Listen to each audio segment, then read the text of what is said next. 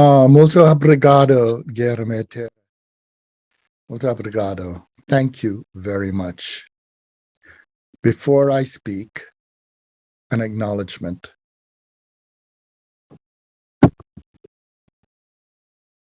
I am also a musician.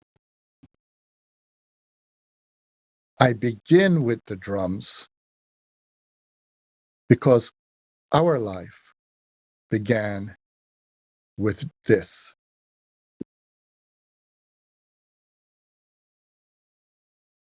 The drumming of our mother's heartbeat. And from her heartbeat, we were embraced in the womb, in the warmth of life. And we've received touch from those who touched our mother's belly to remind us that we're not in the world alone. When we are born, we come out, but that sound is an echo from the ancestors. Those of us who fail to appreciate ancestors also fail to understand that we are descendants. The times we're living in are times in which the people who have seized power are people who no longer care about ancestors. They no longer listen to the drum. And they also don't care about descendants. How can we reason with people who have the arrogance to think that their death is the end of the world? I begin with that reflection because that's the core value of death at the heart of the colonial mentality. I thank you, members of the community, who have joined us today. Many of you are anonymous to me. I don't see you, I don't hear you,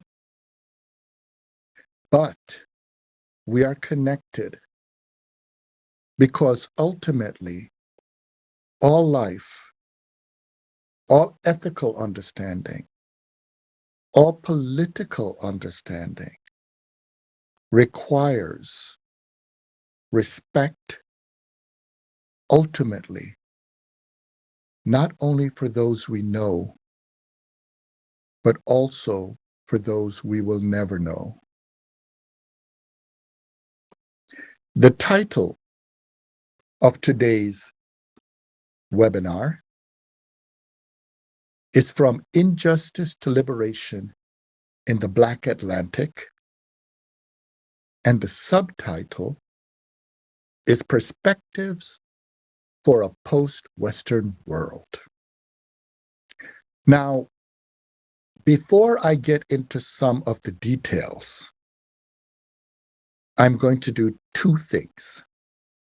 First, I never do anything with Brazil without acknowledging my two sisters in Brazil. The first is from the north, Rosemary Ferreira da Silva, who she's from Rio and she now lives in Aracaju. And the other is Fernanda Fritzo Bregato. She's in the south. She's in Sao Leopoldo.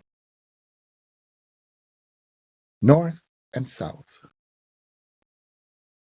In the North, the African, the Black woman. In the South, the woman who is indigenous and also, as you could tell by her name, descended from people from the Mediterranean. And you could tell by Rosemere and Fernanda the complicated story of how different worlds meet in those two women. So I acknowledge them, and I've spent many times in Brazil with them, their students, the beautiful communities in places such as Cachoeira, also Sao Paulo, and also in the Andes Mountains. The second thing I'd like to do is to say that the title is only a context. One of the things I'm going to show is that justice is not enough. Liberation is not enough. And when we say Black Atlantic, that's part of the story. But the truth is, it was in the Caribbean. It was in the meeting of Europe, Africa, and Abayala, or Indigenous America, and then Asia and all of that, all those places in which the world for humanity changed. There wasn't always a Western world. In fact, it's very recent that even people thought of themselves in that way. There wasn't always a Black world. It was also very recent that people began to think of themselves in that way. And even as we talk today about injustice, we should understand, and this is something I talk about in my book, Freedom, Justice, and Decolonization, that all of these, including justice, although necessary, are insufficient. They're only part of the story. Now, we have inherited a way of thinking of ourselves that does violence to who we, humanity, are. And so to begin, I'm going to say, if you would like, you could look through, if you would like, after hearing my lecture, 2 books, Freedom, Justice, and Decolonization, and the other one is Fear of Black Consciousness. I don't know when Freedom, Justice, and Decolonization will be available in Brazilian Portuguese or the other Portuguese, but I do know that Todavia will publish Fear of Black Consciousness in Brazilian Portuguese soon, and the other Portuguese will be published in a few weeks. The ideas I offer here come from those 2 books, as well as my books on Frantz Fanon, W.B. Du Bois, Anna Julia Cooper, and Tinia Fairman, my books on Africana, which means African diasporic thought. So, to begin, I will outline some ideas that I hope you will find useful. Now, the first one is to question the way we talk about modern. You see, the subtext of this webinar is that of colonialism and what decolonial theorists call coloniality. But sometimes, even when we want to decolonize ourselves, we recolonize ourselves because we don't question the way we question our own thought. Some people, for instance, who work in decolonial thought presume that modern thought is and must be European. I don't agree with that. And the reason I don't agree with that is because there is no reason for any people to take the position that they don't belong to now, to the present. It was an effort to colonize time that made the people who became known as European claim that to belong to the present is to be European. If they do that, then that means that everyone else does not belong to the present. And if you think about what it means to belong to the present, it means you anticipate, you reach for the future. Before you know it, the future becomes now. So every present has implicit in it a future. But if you don't belong to the present, it means to say you have no future, which is why Euro-modernism pushes certain people to the past and call them primitive. In fact, primitive just means first, origin, but the past. I prefer instead to say Euro-modern, because to say Euro-modern alerts us, makes us know that there could be different ways to belong to now, to the present. But if we colonize the present, then we create a crisis of justification. And the fact that this webinar is happening is already evidence of that crisis. Because you see, the history of the Euro-modern world, which is a very recent history, it's a history that is premised on colonial practices. And those practices are practices of taking power away, of blocking power from the global majority of people. We could call that disempowerment.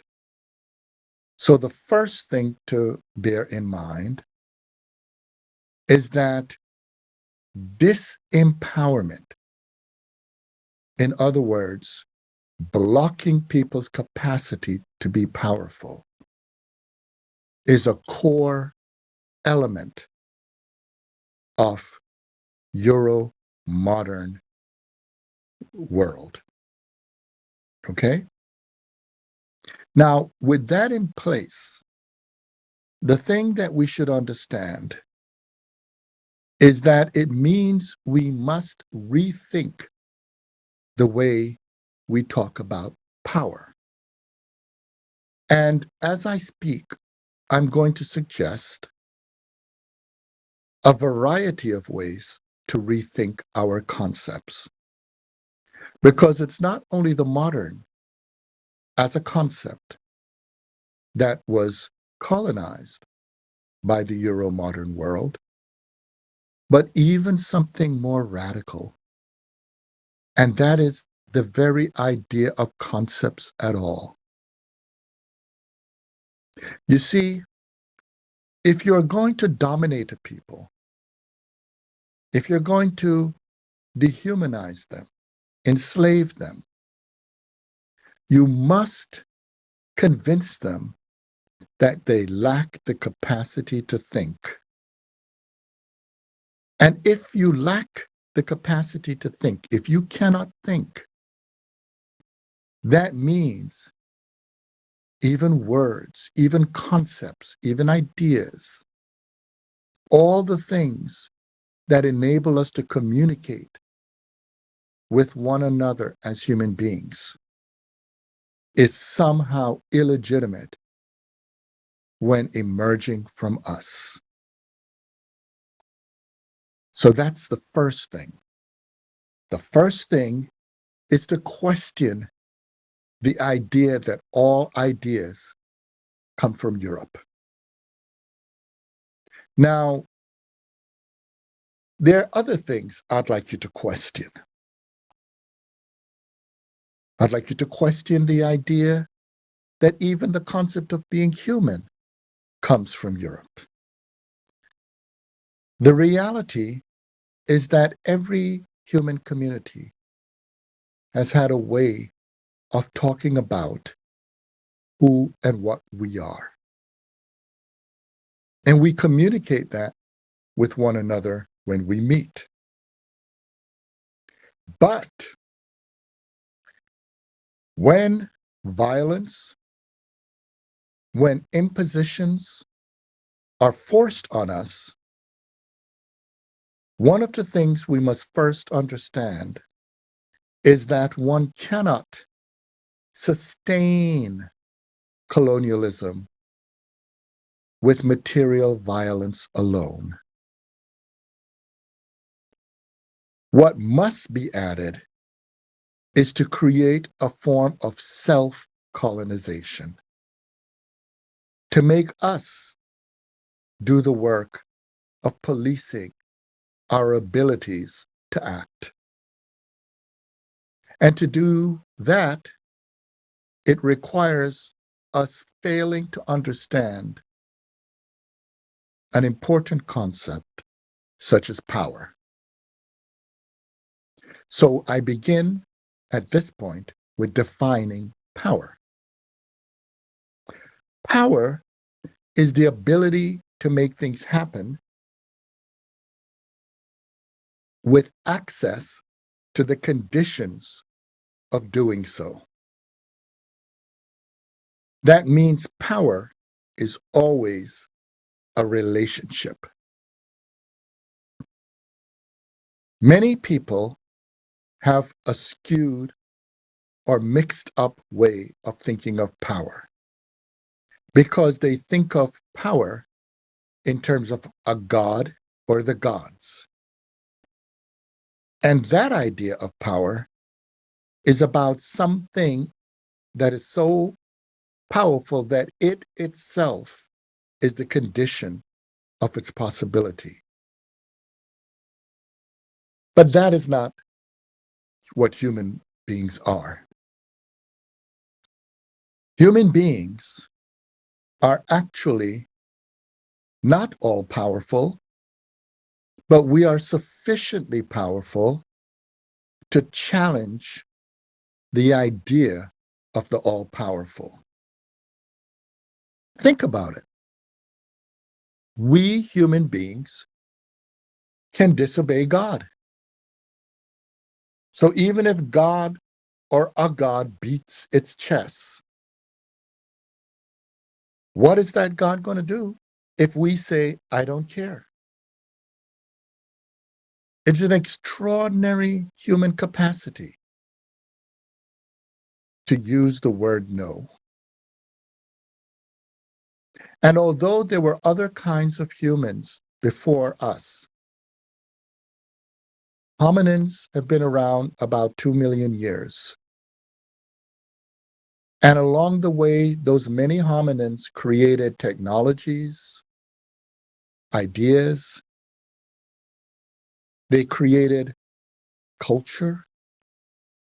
We, Homo sapiens, came into a world that was already very rich about 300,000 years ago. And it's in that framework that we began to realize that our ability to communicate, to build, to create worlds creates a situation that we don't have to be in the location of the place we affect. I am speaking to you from Connecticut in the United States. You're in Brasilia, in Brazil. Yet we have the technology, and we have another technology called language, and we have another technology called mind, and we ourselves embodied the technology to reach across oceans, across vast spaces, and affect one another. So if a human being were to not have power, we would be locked into our body. But our capacity with power enables us to reach to the world, and doing so enables us to produce art, ideas, and it also enables us to create the radical value of love and growth. Now, colonialism is against that. You see, you could use power to make the world grow. You could use power to create conditions for others to have power and to affect their lives. Or you could use power to block people and to make them a prisoner of their own body. Well, that's what colonialism does. And when colonialism does this, colonialism also does it through lies. There's so many lies that we have inherited. Among them is, for instance, the idea that in the past, in the distant past, there were people who just didn't think.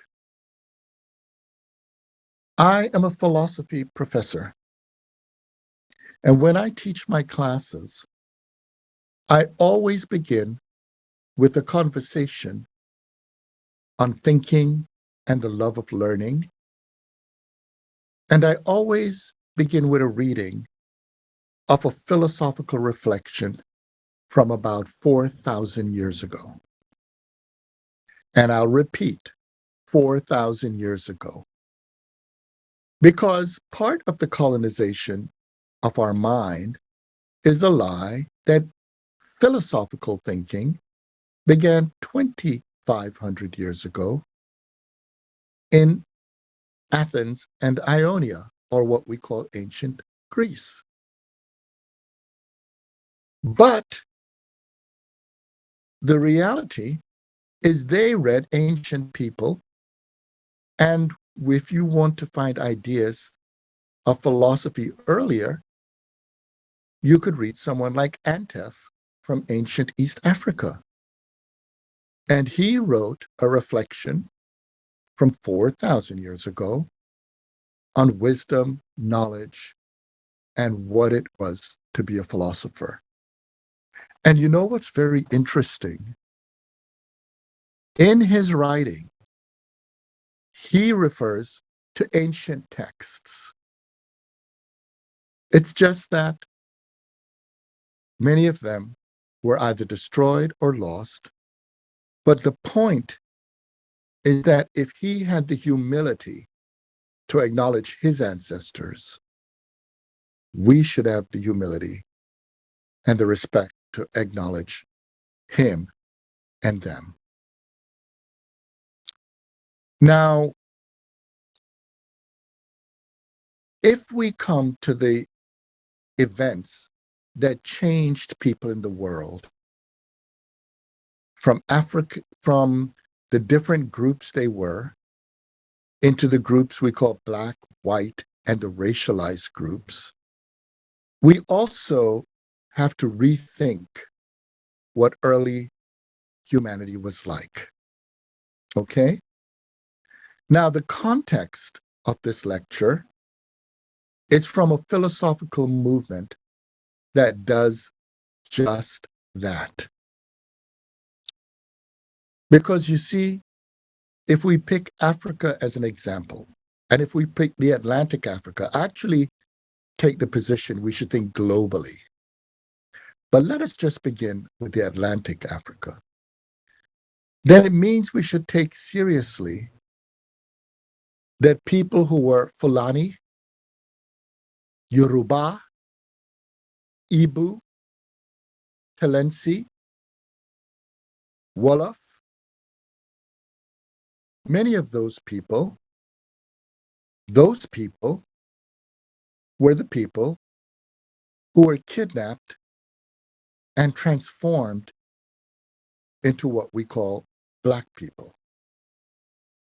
But you should understand it wasn't only they. Because if you go to the eastern side of the continent, you could have the Shona, the Xhosa, the Luo, the Kikoyo, and many other groups who were also made into Black.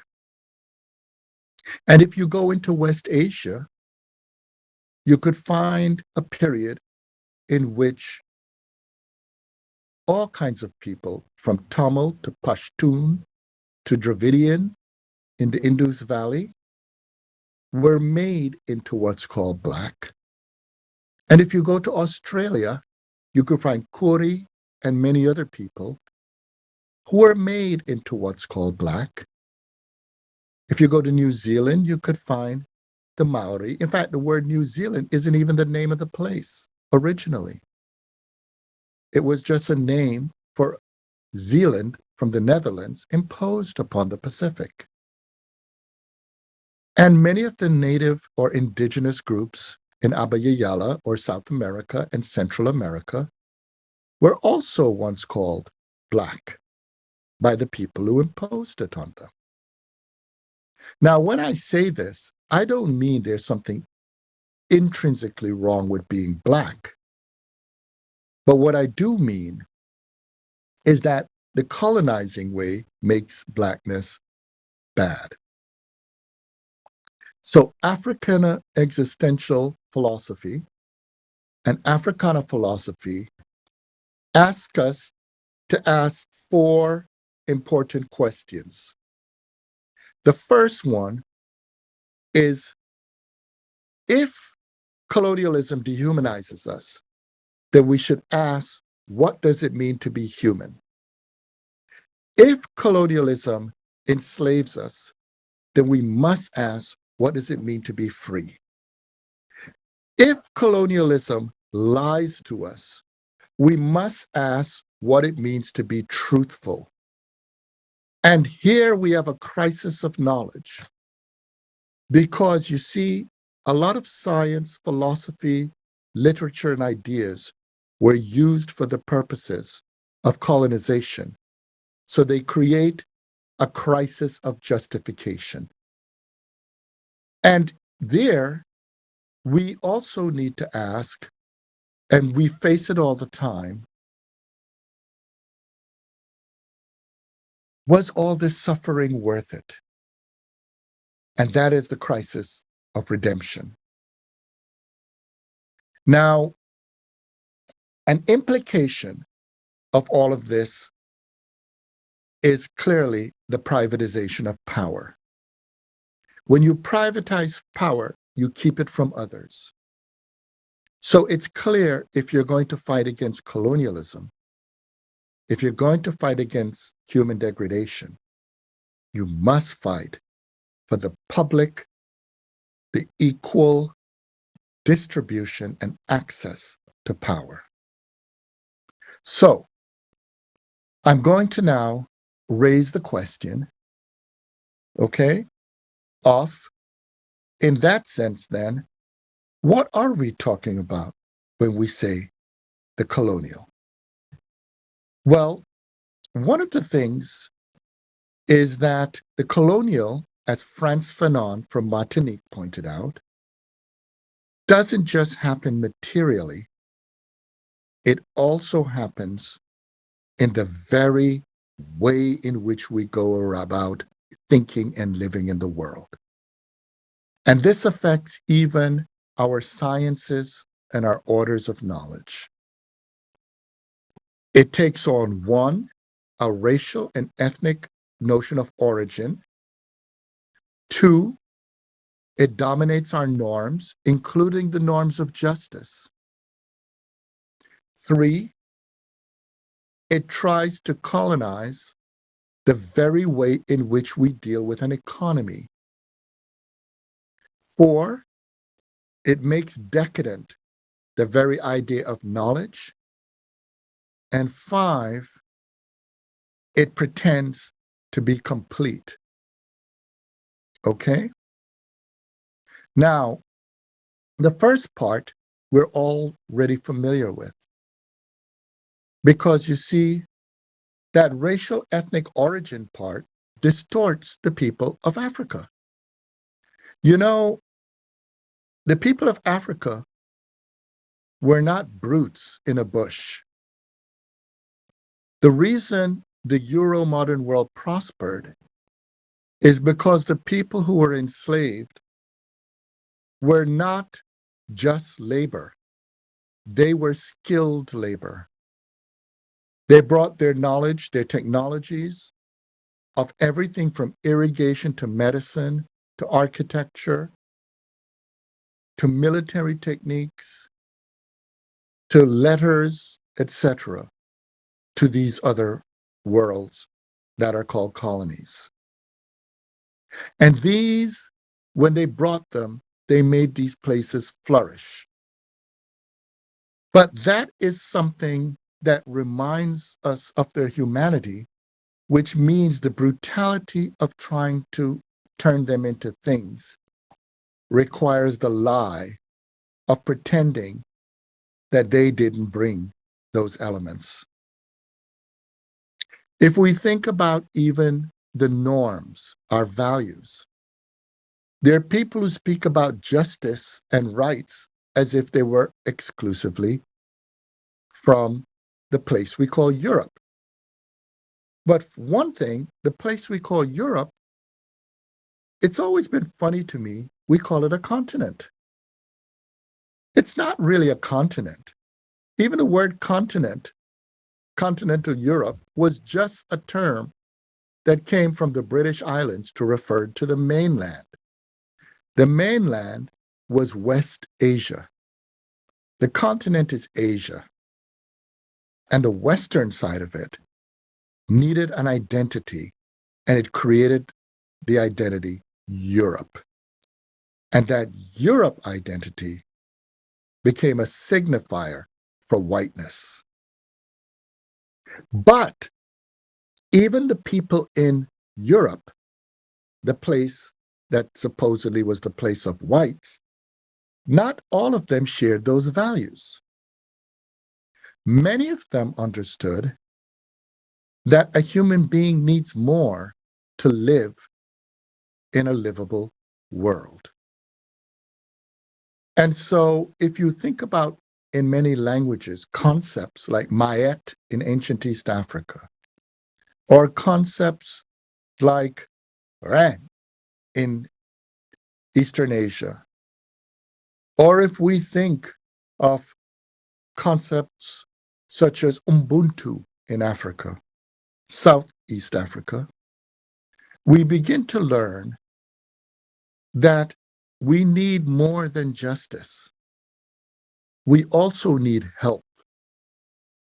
And interestingly enough, a lot of the ancient concepts to talk about good values have breath, life, and health in them. What's the point of saying you have justice if you have an unhealthy society? What kind of justice is that? And in fact, there has been a trick about the way we talk about our values, such as power and justice, because we speak about them as if they can be without health. If we think even about economies, capitalism, which is an important part of colonialism, is also a lie, because capitalism always announces itself as the market. But that is an abstraction. The truth is, humanity has always had markets in the plural.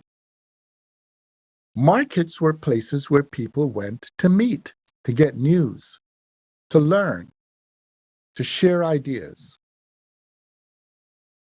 Markets were very human institutions.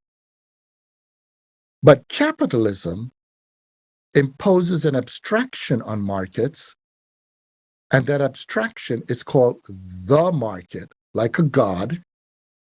And that market is interested not in the human exchange, but in a concept called business. And business wants profit over people. So market commodification of people, that is an ingredient in colonialism. Market commodification of people requires market commodification of knowledge, market commodification of everything. In other words, nothing, absolutely nothing must be outside of the market. And if nothing can be outside of the market, then even our values will be for sale. And the next part, decadence, disciplinary decadence, that is where we treat the knowledge we have as if they're like gods, complete. But when humility comes to knowledge, then knowledge learns that it must communicate with something greater than itself. And that is the core element. Because you see, ultimately, if one is going to address colonization, one must make the relationships, the people, realize their humility. Frantz Fanon, the revolutionary psychiatrist, put it this way: what colonialism did, and it continues to do, is to create two kinds of lies. The first lie he talks about through the concept of black skin, but we could say brown skin, we could say indigenous skin. It's racism. And what the skin says is there are people who are so sealed into their skin that they're below human. And then it creates another group of people. And those people are supposed to be above other people. But if you're above human, you're a god. And that other is called white supremacy. And he argued that that is a white mask. In other words, the white mask is a lie, and the notion of the black skin is a lie. And if both are lies, if one is above human and the other is below human, Frantz Fanon asked, where is the human? And his answer is that colonialism is the attempted murder of humanity. Now, that attempted murder of humanity then means that wherever humanity tries to assert itself, it is violently repressed. We are seeing that today in authoritarianism. We're seeing it in the right wing. If you think of almost all right-wing movements, they are connected to a crisis in how we address the very notion of crisis. A crisis means a decision must be made. But some people are afraid of making a decision. And so they want to go back to an imagined past where things were perfect. But what is that but a leap into childhood? And anybody who understands childhood knows that in the world of children, adults are gods. And that's why right-wing people almost always are looking for fathers or strong men to represent a protector who is in truth a liar. Because as long as that man is a human being, he cannot even protect himself. All humanity is vulnerable. The power for humanity has always been in our sociality, our communicability, and our political institutions. And then you have those who say, wait a minute. The people in the past lived in an imperfect world that they were trying to make better. So the crises of our time are our turn to try to make something better.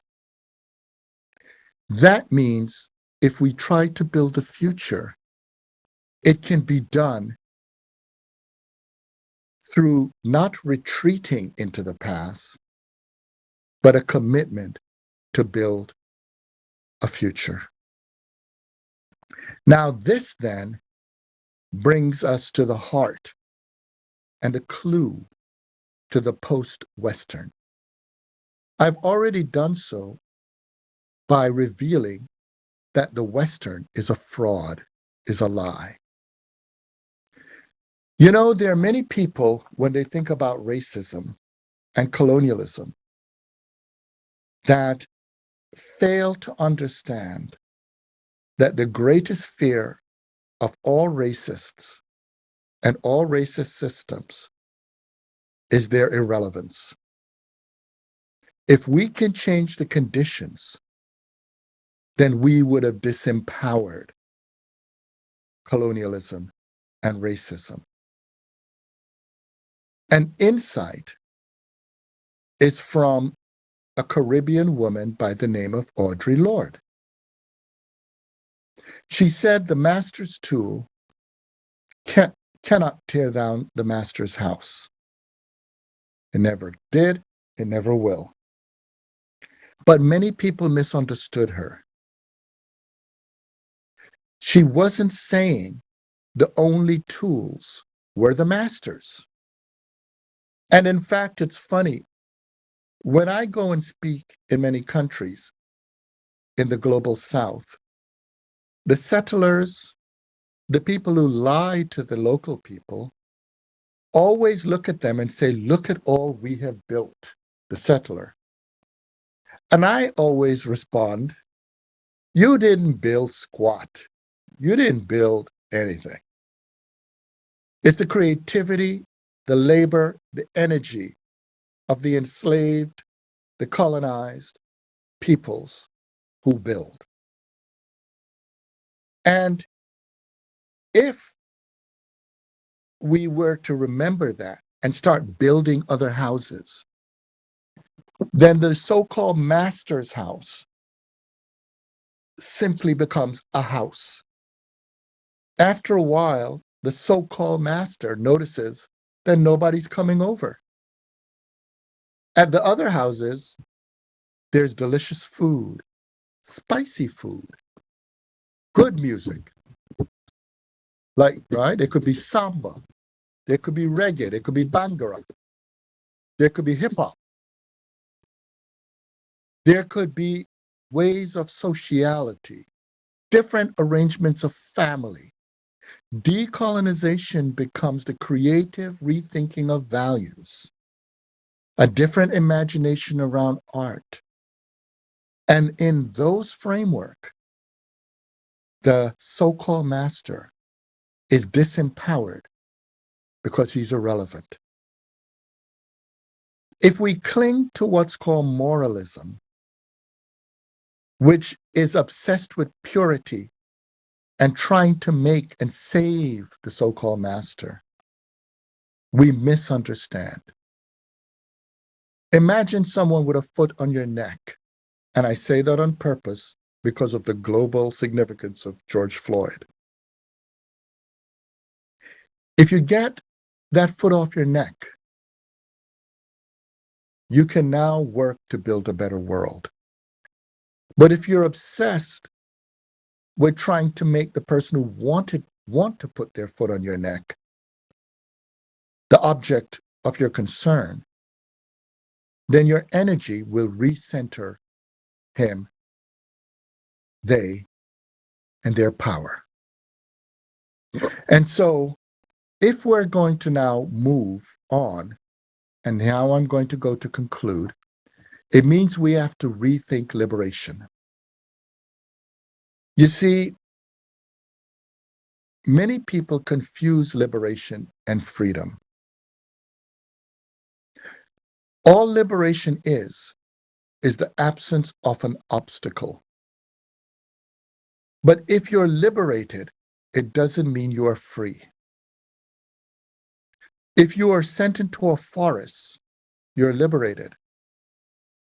But if you have nobody with whom to communicate, if you have no language, no sociality, no responsibility, then you will lack belonging and you would lack what's called a human existence. You see, human beings live in human worlds, but human worlds are communicated, negotiated worlds. And this means we have to rethink what freedom is, just as we had to rethink power.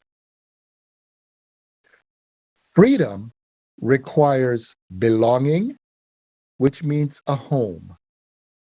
And when I say a home, I don't simply mean a domicile, like a physical place. A home, you could belong to a discipline, a community. You could belong to a geographical place. You could belong to a relationship, your family, your spouse, your friends. Those are home. Freedom requires belonging.